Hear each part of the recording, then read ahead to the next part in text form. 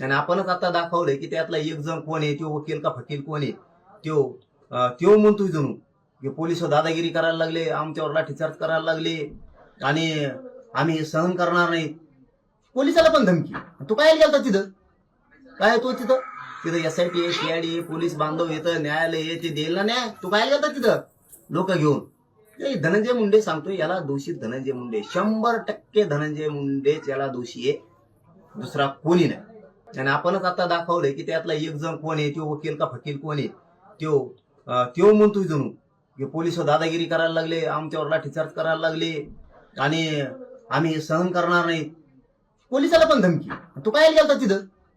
काय तो तिथं एसआयटी सीआयडी पोलीस बांधव येतं, न्यायालय ते देईल ना न्याय. तू काय गेलता तिथं लोक घेऊन?